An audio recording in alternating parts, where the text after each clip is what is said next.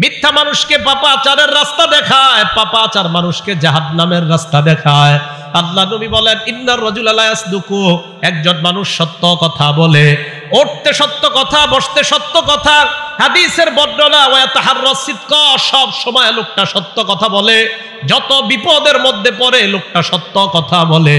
নবীজি বলেন, হাত্তা ইউক্তাবা ইনদাল্লাহি সিদ্দিকা, আবু বকরের নাম যেমন সিদ্দিক। একটা মানুষ যদি সদা সর্বদা সত্য কথা বলে, ওই ব্যক্তির নাম আল্লাহর খাতায় সিদ্দিক বলে লিপিবদ্ধ হয়ে যায়।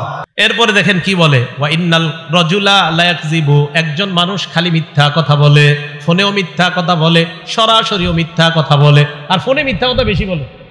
তো নবীজি বলেন, ওয়া ইন্নার রাজুলা লা ইয়াকযিবু, একজন মানুষ খালি মিথ্যা কথা বলে, ওয়া ইয়াতাহাররাল কাযিবা, মিথ্যা বলতে বলতে এমন হয়ে যায়, হাত্তা ইউক্তাবা ইনদাল্লাহি কাযযাবা। মুসাইলামাতুল কাযযাব, যে নিজের নবুয়ত দাবি করছে, তার নাম যেমন কাযযাব। এই জামানায় কোনো মানুষ মিথ্যা বলতে বলতে বলতে বলতে আল্লাহর খাতায় তার নাম কাযযাব লিপিবদ্ধ হয়ে যায়। বলেন নাউজুবিল্লাহ।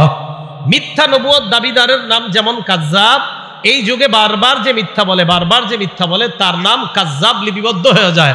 আম্মা জান আয়েশা সিদ্দিকা রাদিয়াল্লাহু তাআলা আনহার বর্ণনা, ক্বালা রাসূলুল্লাহ সাল্লাল্লাহু আলাইহি ওয়াসাল্লাম, আম্মা জান আয়েশা সিদ্দিকা বলেন, মা কানা খুলুকুন আবগাযা ইলা রাসূলিল্লাহ সাল্লাল্লাহু আলাইহি ওয়াসাল্লাম মিনাল কাযিব। দেখেন কি বলে রাসূল। আম্মা জান বলেন, নবীজির কাছে মিথ্যা কথা বলার চাইতে আর কোনো খারাপ, এই অপছন্দনীয় আর কোনো কিছু নবীর কাছে ছিল না। কেউ যদি মিথ্যা কথা বলতো, এটা নবী সবচেয়ে অপছন্দ করতেন।